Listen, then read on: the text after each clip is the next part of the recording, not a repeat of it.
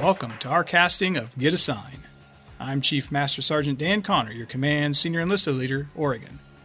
This podcast is an effort to provide our Oregon National Guard service members, past and present, along with all citizens of the state, a sign from me and the Adjutant General's office before you step into the metaphoric batter's box. I plan to discuss with you pressing issues that are upon our enlisted service, as well as sharing interviews with some of our great citizen soldiers and airmen to gain insight and share best practices. So turn up your listening device and join me for what I hope is an educational and valuable few minutes.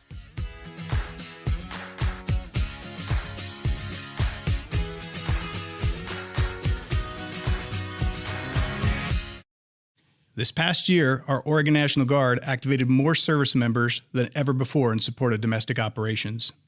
We also participated in the second largest deployment of service members in our state's history. This, of course, requires a lot of sacrifice, not only by the member, but by family and friends, and the sometimes forgotten civilian employers. Today, I want to talk about the support we have that addresses the relationship with civilian employers. Employer support of the Guard and Reserve, or ESGR, is a Department of Defense program that was established in 1972 to promote cooperation and understanding between reserve component service members and their civilian employers, and to assist in the resolution of conflicts arising from employees' military commitment. ESGR is supported by a network of more than 3,300 volunteers in 54 committees across all 50 states. Today, I have the privilege of introducing the ESGR Oregon State Chairman, Major General Retired Dennis Klein, and Colonel Retired Bob Windus, Area 2 Chairman. Welcome, gentlemen. So let's start off with, can you tell us what ESGR is doing today for soldiers and airmen in Oregon? Good question, Chief. And first off, I think we need to start with what is USERRA. And USERRA is short for the Uniformed Services Employment and Reemployment Rights Act, which was drafted in 1994. It is a federal statute that protects service member and veteran employment rights. Uniformed Services Employment and Reemployment Rights Act protects you, the service member, and the basic tenets of USERRA are service members must be treated similarly to non-military employees in the workplace. Very important.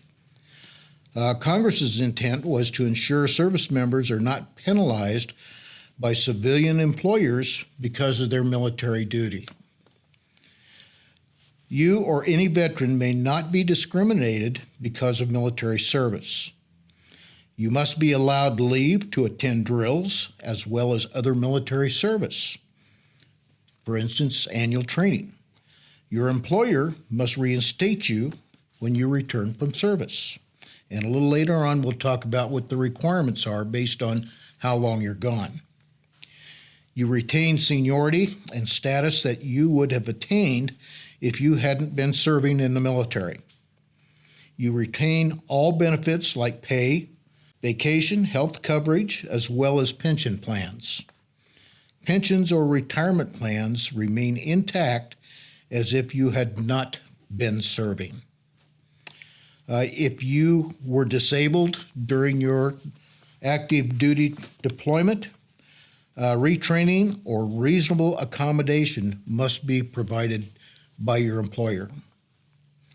You also may not be terminated because of your service, except for cause. You have key responsibilities to be afforded rights under USERRA. You must provide prior notice to your employer that you will be performing military service. Notice may be verbal or in writing. We encourage you to give notice as early as possible in writing. That is your best protection. A written record is valuable if a conflict comes up later. You are employed by a civilian employer.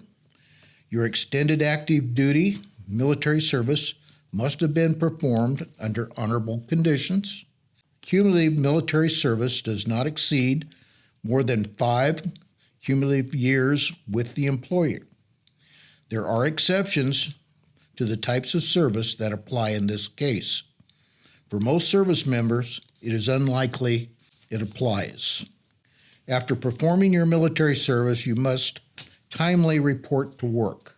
The timing is based upon period of service.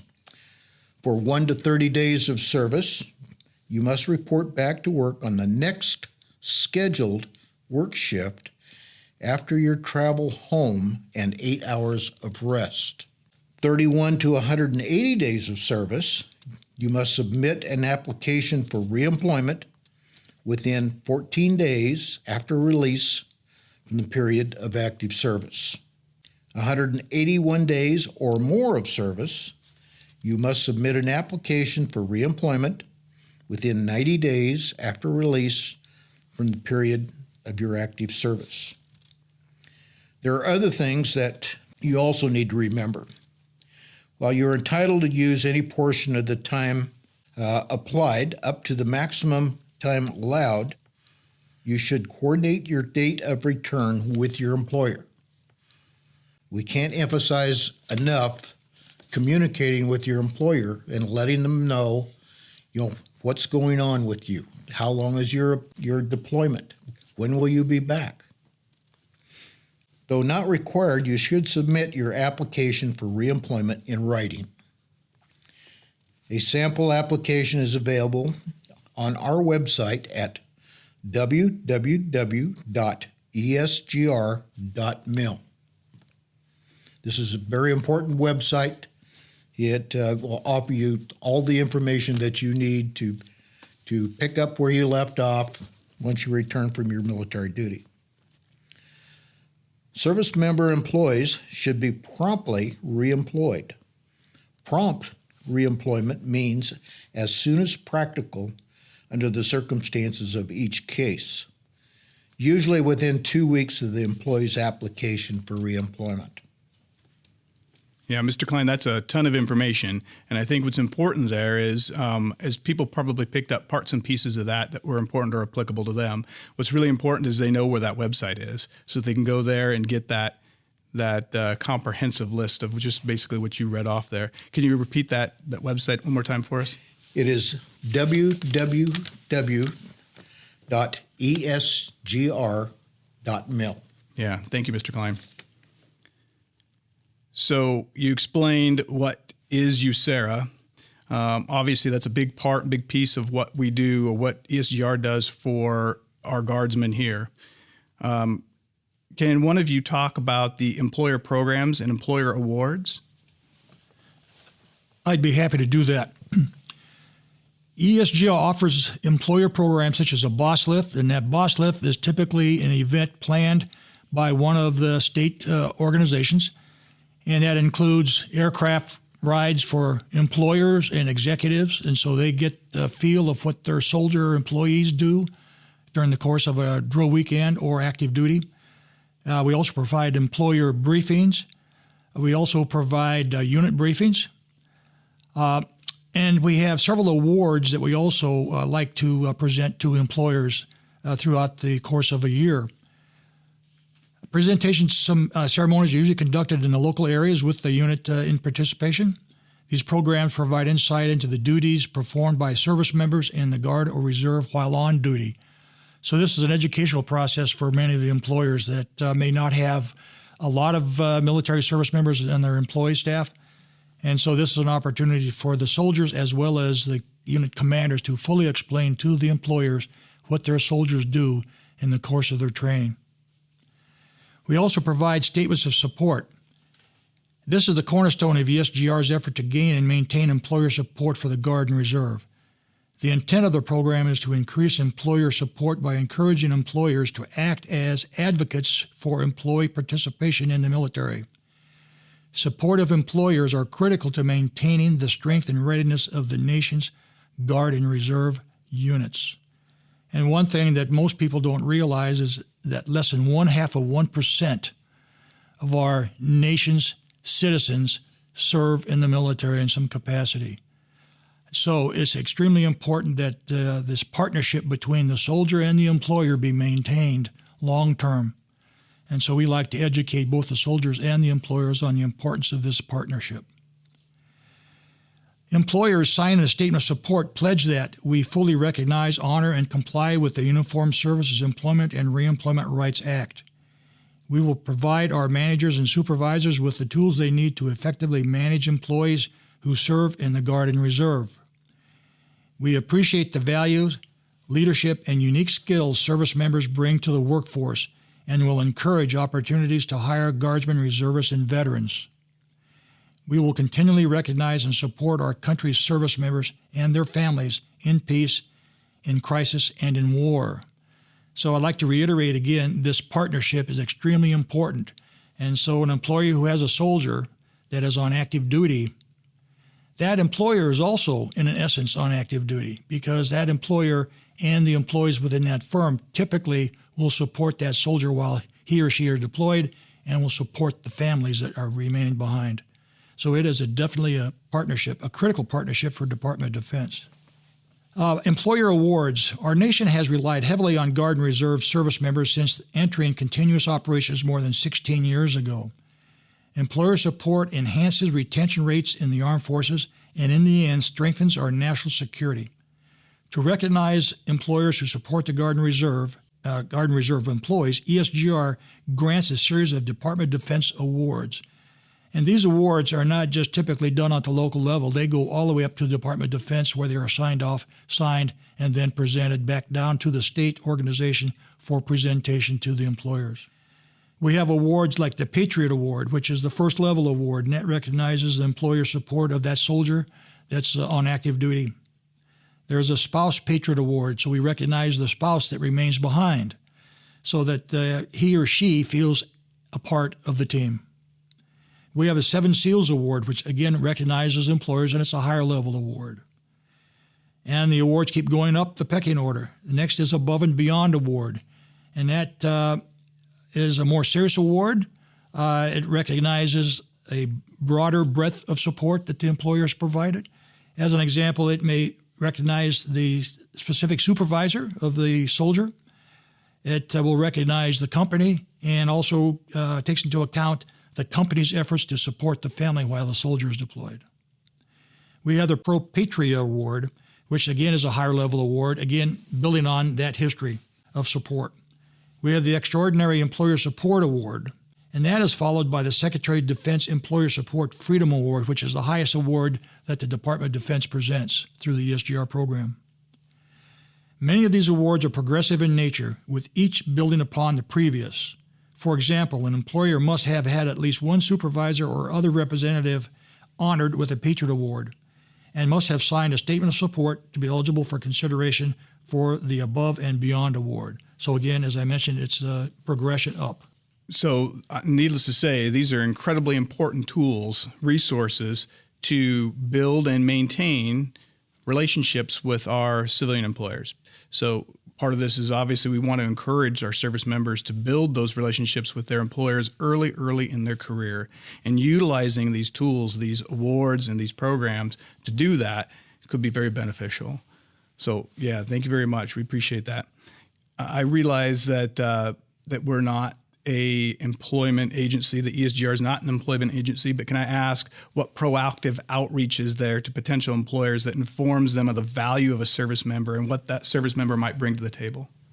Well, there's a number of things that we do, Chief, that highlights service members' value to every employer.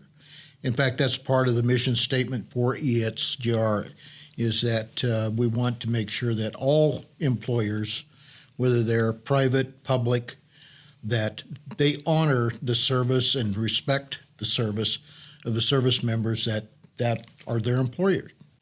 A lot of the things we do in the past, now we currently are under the coronavirus restrictions, which says that we can't do any face-to-face presentations or put on any type of events. Now, we hope that that'll be over before long, and then we can get back into a lot of the events that we used to do, like boss lifts.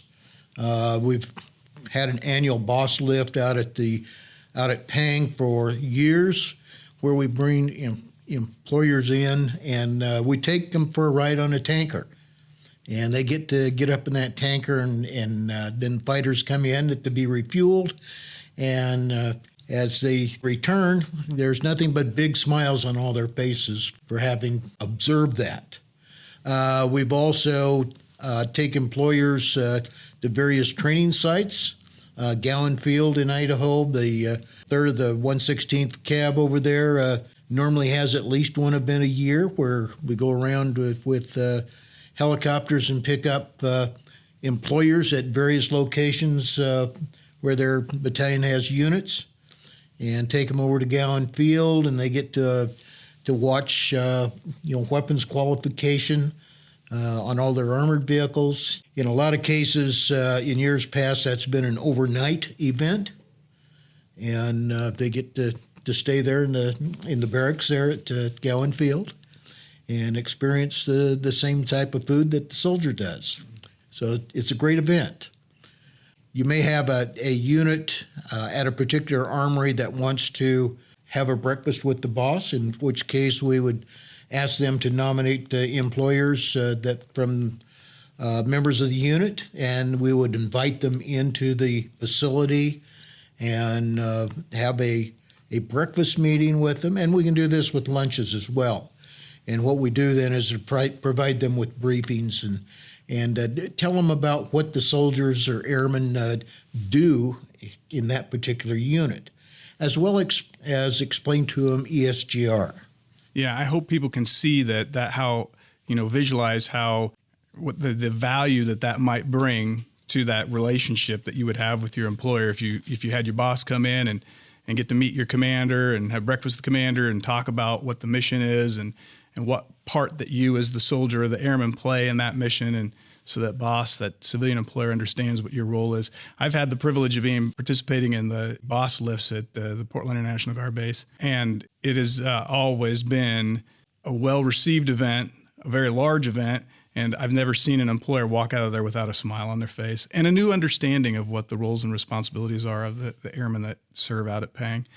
I was going to ask Mr. Windus, how does someone on a drill status, an M-Day soldier or a DSG, how do they get a hold of an ESGR representative? Typically, we have in all of our armed forces facilities, we have a team, an area chair, and of course we plaster the building with information, brochures, cards, contact cards, business cards, and so the soldier always knows where they can reach out to an ESGR volunteer. We also express that information to all the leadership, the NCOs and the commanders, that we are easily reachable, and we post on bulletin boards, typically a photograph of the ESGR volunteer in their business card. Typically, during the course of a drill weekend, the areas will have a team or a person at the drill facility where they are reachable, for the entire day of the drill or the entire weekend. And that's what we typically do here at the 41st AFRC. We'll have a team of 8 people, and we have the office staff during the course of the drill weekend. So we are reachable, we're approachable. We get phone calls at home, we get emails at home from soldiers that have questions about ESGR program. We get questions about job issues that if they turn into a case, then we refer those to our ombudsman, who then works the legal aspects of that particular complaint about employment. So it's one big team, and we are all volunteers. As an example, the area team that I've got 8 people on there, and if I add up all the years of military experience for the 8 members, we exceed 180 years of experience in the military total. And so we've seen it all, we've heard it all. We know the resources that exist in the system to help the soldiers. We had one soldier that came in, was not yet a naturalized citizen. His wife and family were returned to Mexico, and he was distraught about his ability to perform his duty. And so we connected that soldier with the appropriate U.S. representative, and all of a sudden, that soldier was able to attain his citizenship and also get his family returned back across the border. So while we focus on the ESGR activities, there are so many other things that come down the pike. Again, we're a resource with 180 years of experience. We know the resources out there in this community, and so we can direct these soldiers to other places for help. Even questions about education and training. An example, we've had a number of soldiers over the years. We talk about retention. That will come in and see us old guys sitting there, and they will say, I've got 10, 12 years in. I'm thinking about just bailing out of this system. And that's when we sit them down and we have a little educational session, and we talk about the benefits of staying in the service. And so I think that we, even though it's not in our lane exactly, we help on retention and recruiting. I know for myself and others on my team, we've also helped recruiters by bringing young kids in here that we think would make good soldiers and direct them to the right resource. And so we do a lot of different things. So that's part of the joy about being a volunteer, is that we're able to, mentor and guide our service members. And that's why I've been with the program now for 14 years, I think now. And it's enjoyable. You feel a sense of accomplishment. And with the employers, we like to educate the employers. And one of the things that we impart on employers is, and I've gotten this from feedback from employers, when we start talking about their workforce, employers are not always necessarily happy with their recruits. The light has finally come on that they can hire a veteran or a currently serving Guard or Reserve member, and they will get the skills right there in that one package. A kid hired out of high school or out of college that has no leadership training, no time management skills, no can-do attitude. Employers are now finding that we can hire a service member that brings that whole skill set to the company, and we don't have to waste time training that particular employee on those skills. We can focus on the company SOPs and those kinds of things, that we can get that soldier working right away on the job and not worry about leadership, time management, and those other skills that a soldier typically brings to the employer. So I've seen a big change over the last 14 years on the part of employers. Oh, that's good to hear. And so that's our outreach, and it's continuous. We're always talking about ESGR and the need for national defense, and how a soldier is not just an employee, they're also a member of the Department of Defense, and the employer is a part of that team. Yeah, that's an excellent point. I think we could probably talk all day about the value of a service member versus just a kid out of high school, a kid out of college. I've stood on a soapbox before and spoken those words, and I think that's, like I said, a discussion we could talk all day about and argue that our service members are definitely the better bang for the buck, for sure. Before I get to the very last question, I want to make sure that I've hit everything that we want to talk about today. Mr. Klein, is there anything else you need to share or we think we should share? Well, I would like to emphasize that what happens once a service member puts their employer in for an award. It doesn't just go into a blank space somewhere. We get the award at our headquarters in Salem. And what we like to do is to contact a service member that submitted their employer for the award and let them know that the award is in. And then we talk about how do we want it presented. Now, currently, because of the coronavirus, we can't present it in person, but the service member can. And we'd like to, with their agreement, we can contact the employer and also let them know that the award's coming, and your employee would like to present that award to us. And we explain that, we're sorry, but we just can't be available until after we're cleared through the coronavirus. But it's all of these events, when we present awards, the employers are extremely grateful. It amazes me the amount of gratitude that pours out from these employers. They're so grateful that they're being recognized by their employee. And it's really heartwarming. It's something that we as volunteers miss doing, and we can't wait to get back to doing that in person. And we also have an annual awards and planning event, usually held in the spring. Of course, this year it's not going to be. But we have one night where we specifically bring in employers along with the service members that nominated them for an award and present these awards. And we turn it into a really big deal, and everyone enjoys it. Yeah, I think it really should be a big deal. On the other side of that coin, I think that our employers out there really appreciate the education that they gain when they go to these units and they get to see or hear about really what their employee, what the value that employee adds to the military, adds to our Department of Defense, and it adds a certain level of pride to that employer who says, look, my employee is also a member of the Department of Defense, and this is the cog that they play, this is the part that they play, and how important it is. I think that's also very valuable. Yeah. Mr. Wendis, before we end, you have anything else you need to share? Just one thing, and it's an expression called twice the citizen. So that is your typical service member. They're a citizen in the community, and they're a service member. So it's an important relationship to keep in mind that you're not just Uncle Sam's, but you're the employers. So that's why I keep talking about partnership when I talk to soldiers and employers, that you guys work together and make this work, and they do. And as the general mentioned, employers, when they get presented an award like this, they are extremely pleased and appreciative of the fact that they have been recognized by the soldier for the help that they've provided that soldier, but also by the Department of Defense, that they're being recognized for their contributions to the national defense. And that I think that goes a long way to continue the support that we are now seeing from our communities. Yeah, I like twice the citizen. I'll probably use that line. So before we wrap it up here, I'll ask this last question. How can someone become a volunteer? Do we need volunteers in ESGR? We're always looking for volunteers. Yet currently we have a little over, I think last count was 83 volunteers, and that's statewide. And we have 8 areas and area chiefs out there that take care of their areas. So we are all over the state of Oregon.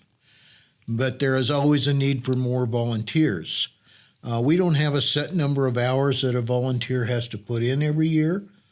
But we have some volunteers that, they may only be able to contribute, 5 or 6 hours a year. That's fine. So we're always looking for those volunteers that, that can provide more. All they need to do is to either contact one of their local ESGR reps or give us a call, and we can get them set up. They need to call in and talk with Cecil. Cecil is the man that takes care of getting them signed up as a volunteer, and we get them assigned as into an area and get them hooked up with their area chair. What type of personality do you want to see in your volunteers? Well, typically a personality that's outgoing, people that a people person. People person, yeah. And it's not everyone is a retired military or has served in the military. We have a handful that have not served. They just want to do something to assist and be patriotic. And so military service isn't a requirement. You mentioned Cecil Owens. Who's Cecil Owens, and how do we get a hold of him? Okay, Cecil Owens, he is our volunteer support technician. He is a full-time contract employee to ESGR. And he can be reached at 503-584-3442 or through our ESGR website. Great. General Klein mentioned we like volunteers. We get a lot of retired service members or ex-military that volunteer. And we've had a number of private business owners or employees, executives, that have volunteered. That brings a new perspective to the team when we have strictly a business person on the team. And they are better able sometimes to understand some employee issues that we need to be familiar with. A lot of times, or I shouldn't say a lot of times, but sometimes the misunderstanding might be on the soldier's part and not the employer's part. And so having an employer on the team, we get the better perspective. An example, I've got 2 civilians on my team that have never served. However, the National Guard has stolen one of them, and that young person has decided to join the National Guard is now gone through basic training and is about to start OCS. So we have somebody that's got the ESGR training now in the tent with the National Guard. So that's going to be helpful for us. But we take all comers that are willing to volunteer and provide some of their expertise in the employment area or the military side. That's great news. And we also provide training to the new volunteers. We don't just throw them out into the public to try and talk about ESGR. Sure. That's good. So I think the bottom line is today, as I wrap this up, is that it's important that service members understand what's the key to success will be to build that relationship with your employer early on, as early as you possibly can. And ESGR is a tool, is a group of volunteers that are equipped to help you build and maintain that relationship with your employer. And I would add the key to that is communication, continuous communication with your supervisor and your employer. Always keep them in the loop on what's happening, and that will solve a lot of issues and questions that may come up about an extended period of active duty. All right, with that, I'd like to close the book on this episode of Get a Sign. Thank you.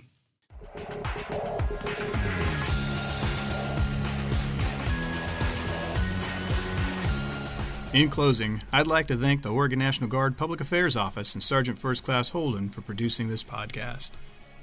Never forget, every soldier, every airman, a leader. This is Chief Connor signing off.